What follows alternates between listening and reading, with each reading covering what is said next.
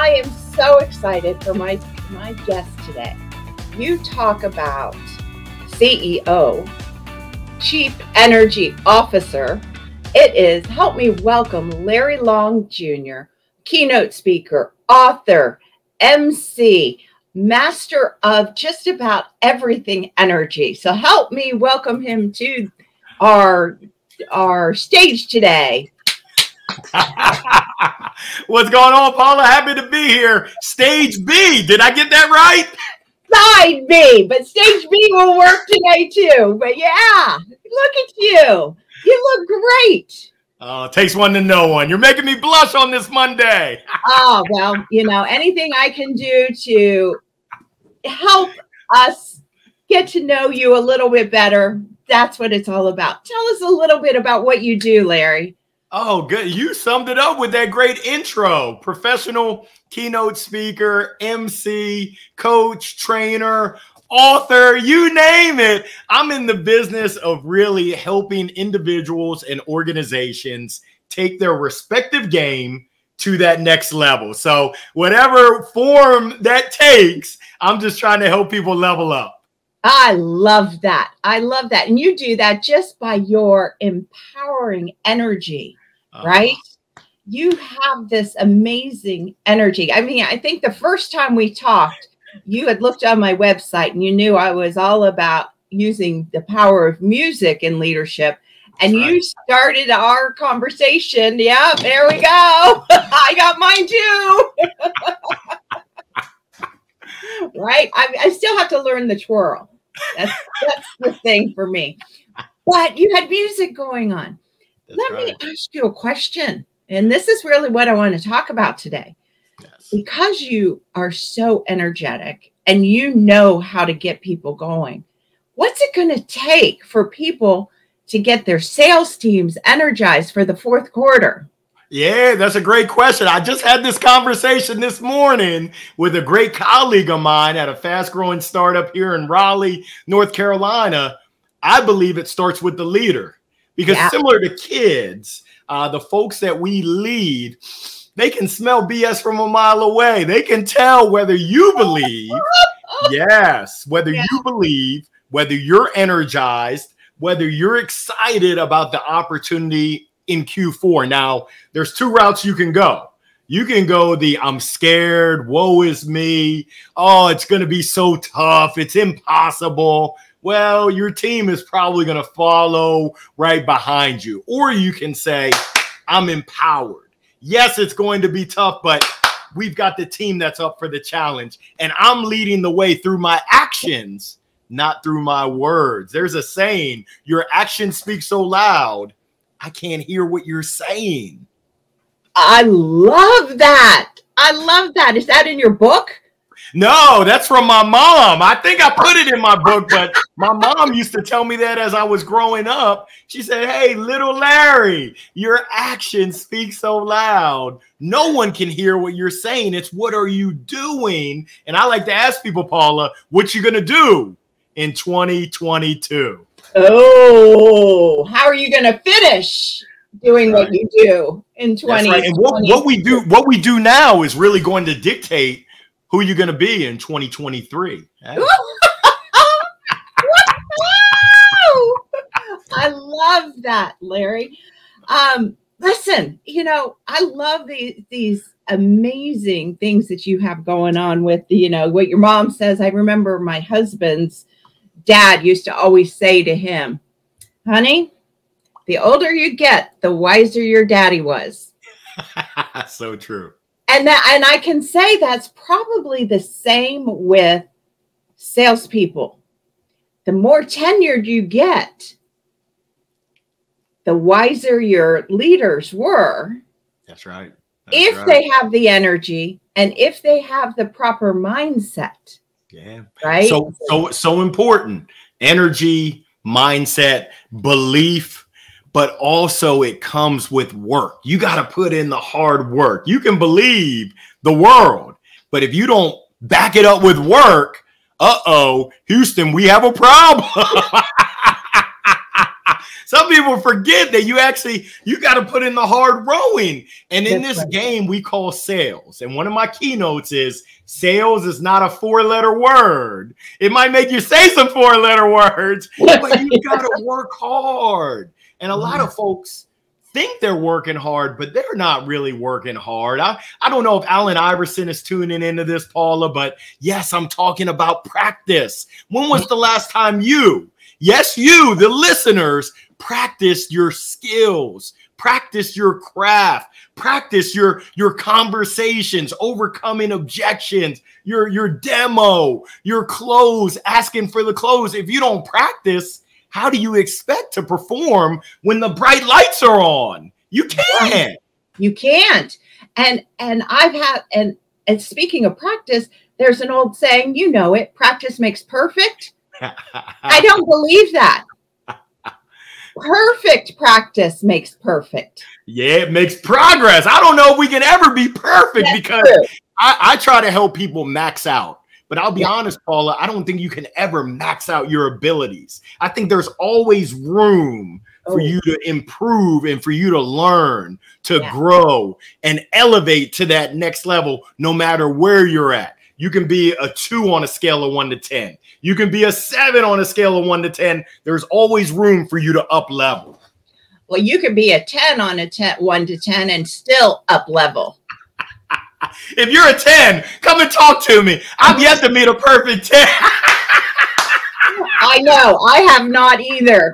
But boy, some people believe they are, right? That's right. So true. So true. And that's what you talk about, belief. But you got to do that work.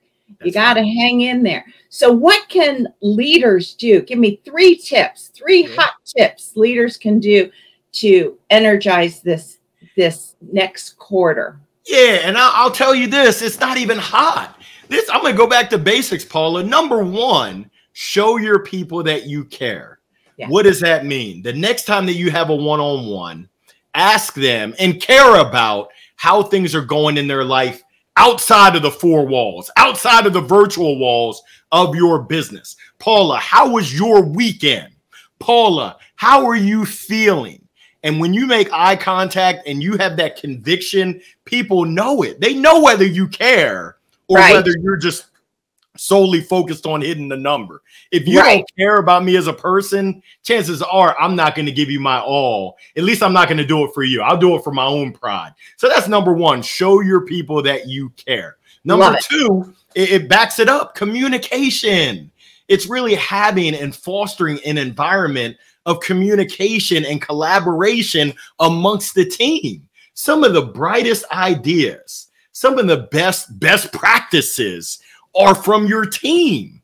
Why not foster that cross collaboration, that sharing of ideas of what's working and what's not working, and foster an environment of practice? A good friend of mine, great colleague of mine, Jordana Zeldin, has a group called the Practice Lab, TPL. I love it. She creates an environment for folks to be able to practice their skills as sales professionals. So as a sales leader, if you're not fostering that practice, what are you doing?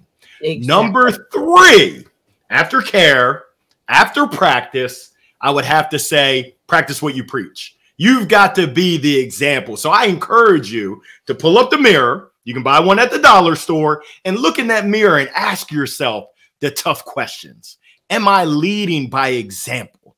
Am I modeling essentially the activities? Am I modeling the behavior that I expect out of my team? Or is it more the old school, do as I say and not as I do? If you tell you, because that doesn't work, I can tell you, I'm old school, but that old school doesn't work with the new school. If you're telling me to do something and you're not modeling it, that's kind of funky right there. You. I agree with you 100% because to me, that's the whole key. As you know, side B, it's all about those skills, caring, communication, optimism, trustworthy. You know, you've got to have those courageous conversations. You have to have a lot of curiosity, right? Yeah. And that all shows up in your top 3. Show you care, communicate, and collaborate. I didn't put collaborate there, but and practice what you preach. Yeah, sometimes you got to roll up the sleeves and you got to get in there. You got to get your hands dirty and guide your people, show your people that you're right there in the trenches with them. Because if you're sitting on the ivory tower, if you're stuck in the spreadsheets and you're not on the front lines, it's going to be it's going to be a lot tough, especially in today's challenging economic environment. I mean, it's never been easy, but it's been easier than the way things are right now. So I encourage people, this is the time to really focus on those I would call them basics, mastering the basics. Yeah. And, I think it's a both and approach. You can be both business savvy and intentionally connected. That's right. Right? And that's really what this generation of sales people and sales leaders are really looking to get to know their leaders. They don't want them hidden in the office reviewing data constantly. Now, it's important to review data, but it's important to be intentionally connected with your people. That's right. We're in the people business. We're in the relationship business. And that's what sales is, whether it's external selling or internal. And I believe as leaders, we're internally selling our people that we know them, that we like them, that we trust them, and vice versa, and that we care for them.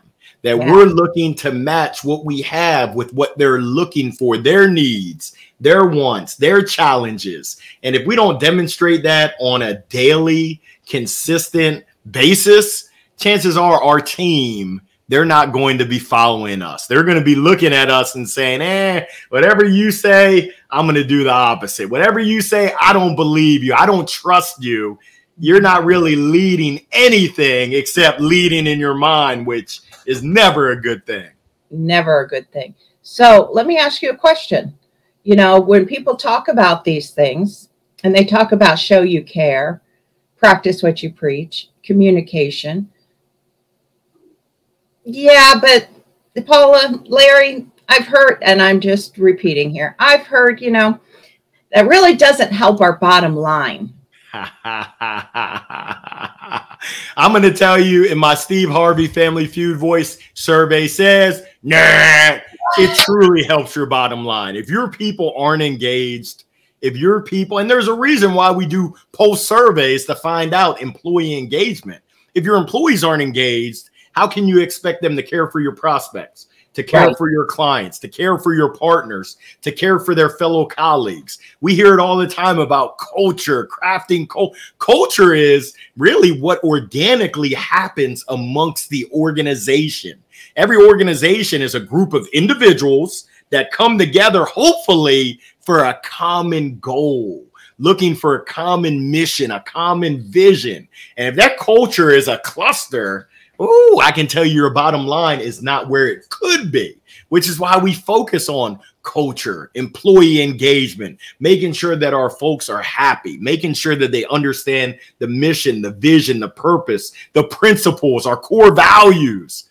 Right. So for someone who says that, hey, we'll just agree to respectfully disagree. You do your thing, and I'm going to keep doing mine, helping organizations that want to get to the best and be the best and not be satisfied with mediocre when it comes to that bottom line. I love that, because that's exactly what I try to explain to people. Get out of the books, get into your people, right? And you have time for your books at another point. I'm not talking, when we talk about people skills, you've heard this. People were like, it's sappy, emotional intelligence, empathy, caring. No, when we talk people skills, we're talking about communication, courage, curiosity, engaging with them and showing them the sense that you care. That's right. That's right. The soft skills, Paula, are really the hard skills. and essentially it drives business outcomes, Yeah. whether you want to admit it or not. Let's Right. look at the data. We can look at the data. We can look at the numbers. The highest performing organizations are those that are treating their employees with respect, with care, and they're also driving them with high expectations of excellence. I'm not saying that we want to be mediocre. I'm saying we want to care for our people, and as you said, and we want to drive for phenomenal results. We want to drive for delivering value in a customer centricity, in kind of a customer centric manner, where the customer comes first, the prospect comes first before any of our needs. If we can do that on a consistent basis, we're going to be dynamite, in the words of JJ Walker. I think the other thing is to flip the org chart. The customers at the top, That's right. the frontline employees are right underneath, and who works for the customer?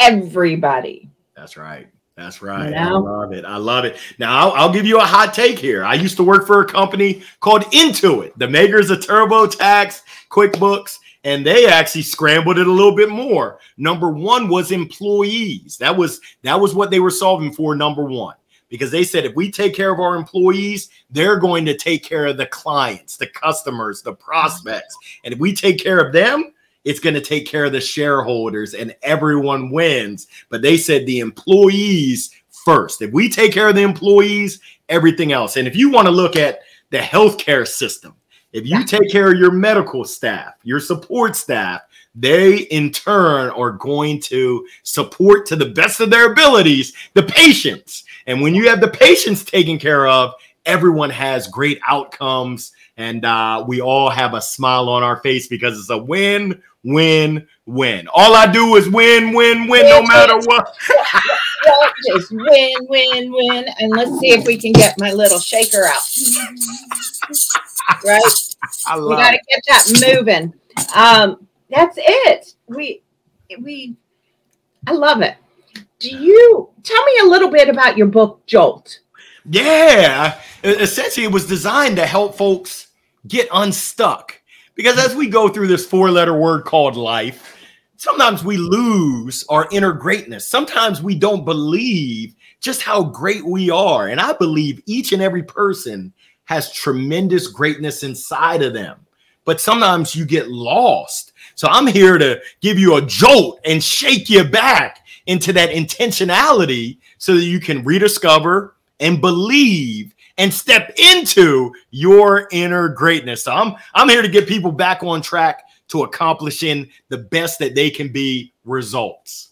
And I'm telling you, there probably wasn't a better time for this to come out. That's right. With the hybrid, with the working remotely, with all of those things that are happening in the world today. And that's just in the work environment. I'm not talking outside, the political landscape, the culture landscape.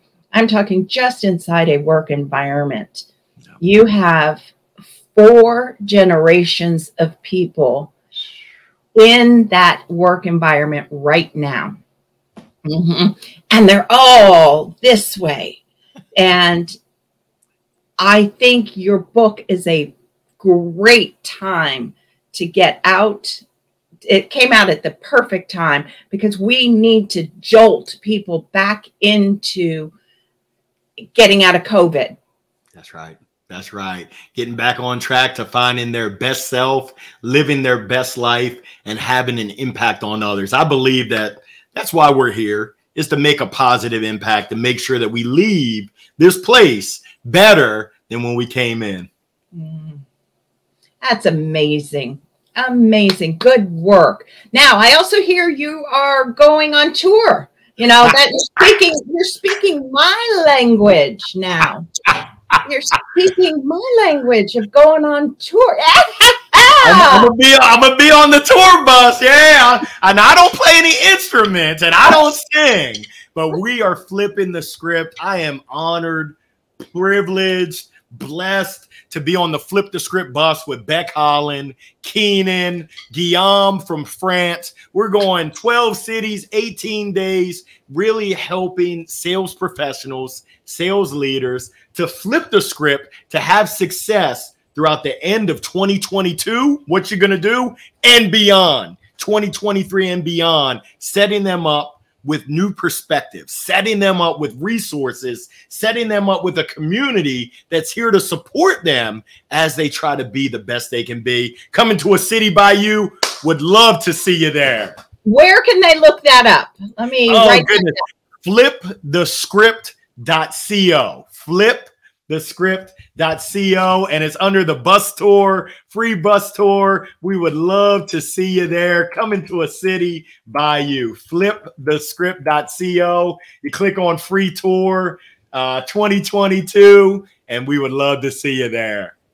That is so amazing. You know, you also talk about being a keynote speaker and energizing people, right? So we talked about energizing our teams and energizing our leaders, but how do you energize yourself? And I know that's in your book. Oh, definitely. Now, Paula, everyone is energized differently. I take it that music energizes you as it does me. I love hearing tunes. I also love laughing. I heard a gentleman talk about the chemical reaction you have when you have a good belly laugh, even a laugh that hurts you. It hurts so good. It just releases so many, I don't know if it's endorphins, metamorphins, I don't know what it is, but we feel so good. It's that dopamine. It's that dopamine. Getting those hits. So for me, it's really laughing. It's being around folks that are having a good time. My family, comedy. I love to laugh, but everyone has to find what works for them. For some people, it's being at peace, whether it's yoga, whether it's hot yoga, which I had a rude awakening. Hot yoga, I didn't realize it was that hot. They said, yeah, Larry, you're supposed to hydrate 48 hours in advance. I thought I was going to die. The instructor said, sir, are you okay? I said, no, I need to tap out. I think I might die. She said, do the dead man's pose. I said, I might die. I need to get out and get some fresh air because I can't breathe. Oh, my goodness. Oh, and I ran into a guy that what energized him was 10 days of silence. Wow. I don't know. You're making me break out in hives to even think about. I can't even go 10 seconds of silence. 10 days? What you talking about, Willis? Yeah. I like your golf sign. Your golf quiet, please. Oh my gosh. Yeah. 10 days of silence. And he was and he had to go in for 10 hours a day into almost like a box, right? To just meditate.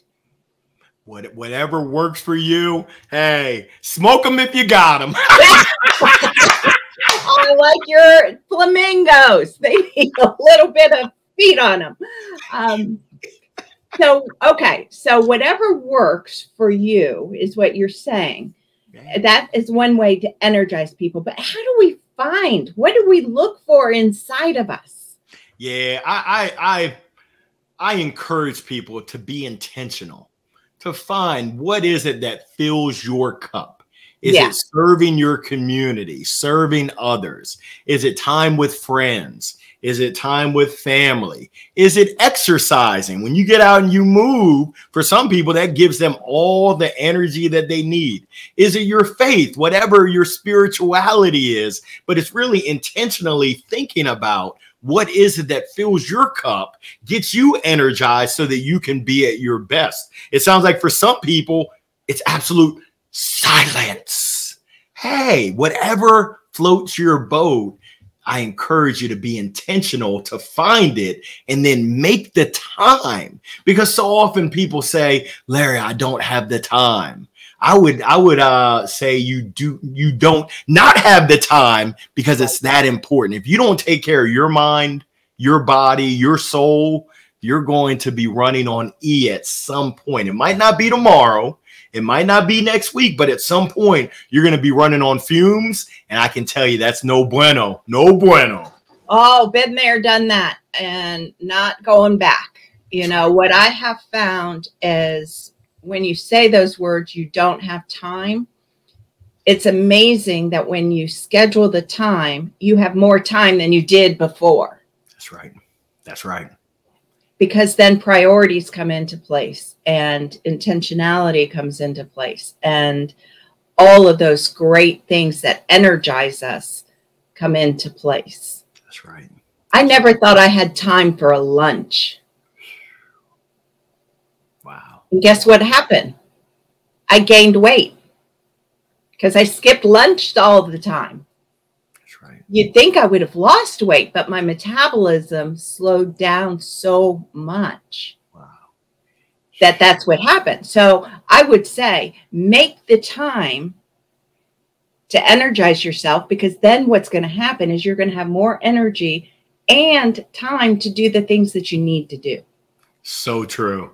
So true. The calendar can be powerful if we use it and leverage it to the best of our ability, to the maximum. So many times people misjuggle. They just mess up their calendar, which can be a tool. It can be a serious and a dangerous tool to help you to become more efficient, to be more disciplined, and really accomplish those things that you never would have imagined.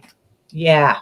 And what about some people like myself a long time ago who used the calendar, scheduled things, but had the mindset, yeah, it's just a schedule. It doesn't mean anything. I can work through it. Yeah, that's that discipline. I had a sales leader, Paul Colucci, who said that if you put prospecting on your calendar, that's about as gold as a demo, as a closing call. And if you don't treat it as such, you're doing yourself a disservice by putting it off, by saying, oh, there's something else. No, put it in your calendar and be disciplined enough to stick to it. And I would also encourage to schedule breaks, schedule time where it's white space, miscellaneous, potpourri, so that you're not back to back to back to back, because then you're going to get that burnout and you're going to say, Houston, we got some big problems. Whereas if you plan accordingly and with intentionality, I would say the sky's the limit, Paula, but there is no limit. There is no limit, because we show we care, we communicate and collaborate, and we practice what we preach. Because I'll tell you, I do on my calendar right now have 3 breaks that just say music. Wow. Wow. So I can turn up what I want and just go to work. You know, that's just me. I love it. Oh, that's wonderful. Yeah. So we have just 2 minutes left, Larry, and boy, this went so fast. I don't know, how. I just want everyone out there to know how amazingly confident, motivational, energized you are. And if you can get Larry to speak, MC, or just buy his book, I'm telling you, you will definitely add value and intentionality to your career and life.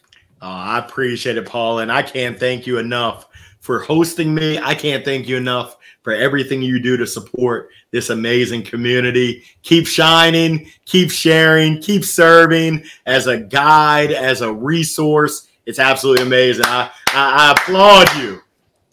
Thank you, Larry. Thank you. One last final tip. You got one for us to go out on? Yeah, this is very important. And I hope people listen to this very clearly. You, yes, you are enough. You are enough. I know that, I don't know for a fact, but if you're like me, sometimes there's that Elmer Fudd, that fear, uncertainty, and doubt that walks around in your head. I spoke to a young lady who's giving a presentation Thursday. She said, I'm so nervous. I said, take a deep breath, breathe. You're going to be okay. You're practicing. You're nervous because you care. But I just want people to know you, without anything else, are enough. And I encourage you to step into that greatness of being enough and making it happen. So don't worry about what anyone else tells you. Listen to what Larry Long Jr. is saying. You are enough. Let's go ahead and make it happen. And let's have fun while we do it as well.